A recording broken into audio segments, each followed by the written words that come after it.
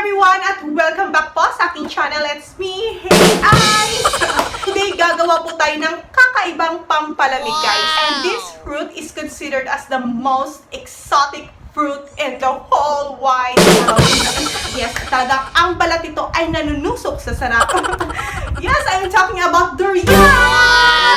There it is. Talagang today, lagyan natin ng twist sa inyong paboritong durian at gagawin nating ice cream. At ang lasa talaga nito, guys, is talagang very unique. Talagang hahanap-hanapin tabog lahat yung mga commercial ice cream dyan. Sobrang sarap nito, guys. Kahit ako, hindi ako masyadong mahilig sa durian kasi yung first time na tinikman ko ito is parang medyo mapait siya. Pero doon ko nalaman na iba't iba pala yung variants ng durian. Merong premium, merong arcilio. At yung pinakamagandang variants, guys, is itong golden puyat. Kaya kung first time mong tumikim ng durian, talagang na-curious ako anong lasa nito, be sure yung nakuha mong variants is yung golden puyat kasi yun yung pinakamasarap na klase ng durian, guys. At ito yung parang prutas na alagatas kung yung tikman. Yes, there it is, guys. At sa paggawa ng ice cream, dahil season ngayon at sobrang mura ng durian, guys, it's only 35 pesos per kilo. Talagang sobrang mura, guys. Kaya gagawa tayo ng ice cream ngayon. Kung paborito mo itong durian, talagang sobrang mas magugustuhan mo pa itong durian ice cream natin. Hahanap-hanapin mo, hindi mo ito makikita sa alin mga commercial ice cream yan, guys. At ito, gagawin mo lang ito sa bahay and you only need 3 ingredients, guys. Yan, isi-share ko po yun mamaya. So, just keep on watching my video. And there it is, guys. Ito na kung paano gawin ang ating durian ice cream. And there it is, guys. Ito na po yung durian na gagamitin natin. Talagang amoy na amoy ko na, guys. There it is. So, I am so ready to make this durian ice cream. So, guys, ito na po yung mga ingredients natin for our durian ice cream. Yan. You can use any variants of durian. Pwede po yung golden puyat, arcilio, or any variants mo will do. Yan. Of course, we need 2 pack of Nestle cream. Yan. Isang malaki po yung binili ko at itong maliit na pack. Yan.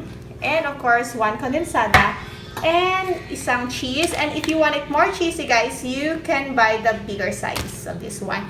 At of course, we need our mixer and yung lalagyan natin for our Tupperware, guys. Is magsisimula na po tayo. Of course, ating lalagyan. Ilalagay po natin itong isang Nestle cream natin.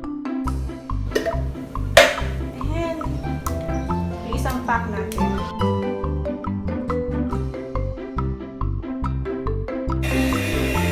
Paghaluin po natin.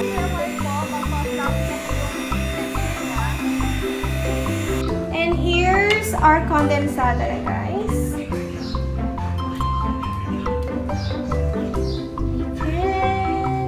I-add po natin ito sa ating Nestle cream mixture. There it is. And we will mix it again.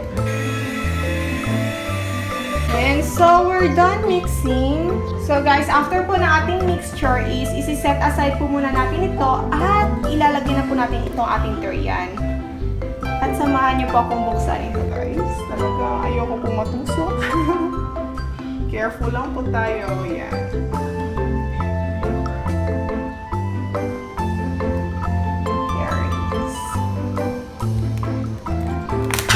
Ouch! Almost. Yan, careful lang po talaga para wala tayo. So, there it is, guys. Kukunin po natin itong mga laman niya. Yan. At ilalagay natin muna dito sa ating platito.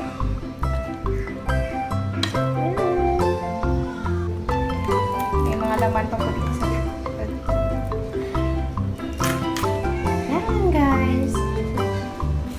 talaga mahirap siyang kunin. So, ito na po yung, guys, ang laman ng ating durian. Yan. Sobrang sarap po.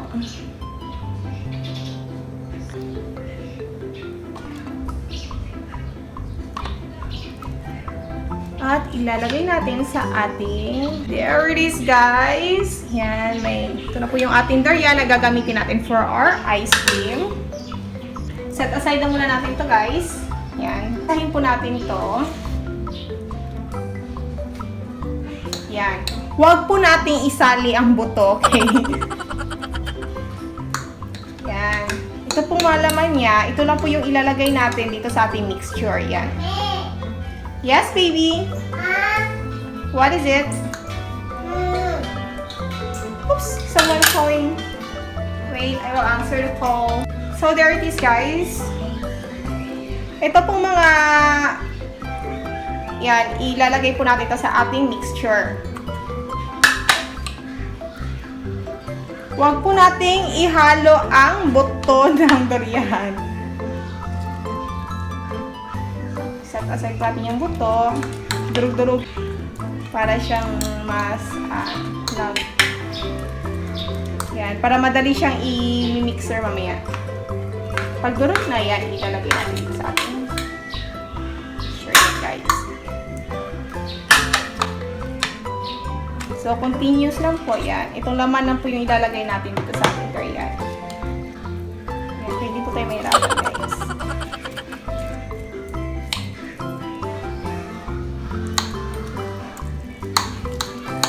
Yan. Para po natin siyang paghimay-himahin gamit ang ating tinidor. Yan. Tapos, durug-durugin natin. Before natin ilalagay sa ating mixture. Yan.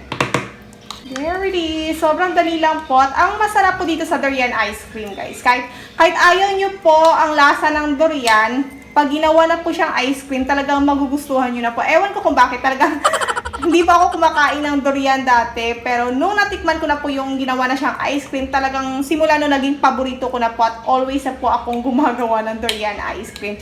Itatry nyo po. Talagang napaka-unique ng lasa nito.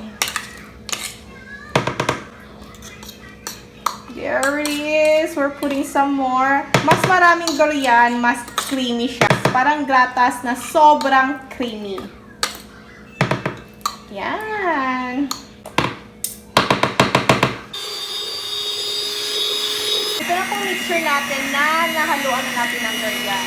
Kailangan po natin siya i-mixture para mag-distribute po yung lasa ng durian. Yes. So, we're done. At lalagyan na po natin ito ng ating cheese topping. Okay guys, so just make sure guys, yung gagamitin yung Tupperware na pang mix is mataas para parang nangyari po dito is hindi po siya parang natatapon itong mixture niya. Yan. And our last step is to add this some cheese toppings, guys. I-slice lang po natin ito ng maliit. Yan, i-add po natin. Guys, ito na po yung cheese toppings natin. Ilalagay na po natin ito sa ating mixture. Yan. Oh, we're done with our durian ice cream, guys. Then, ilalagay lang na po natin ito sa freezer overnight. And it's all ready to serve, guys. Our durian. Ready to... There it is, ice cream! So, there it is guys. Ganun lang po kadali gumawa ng durian ice cream.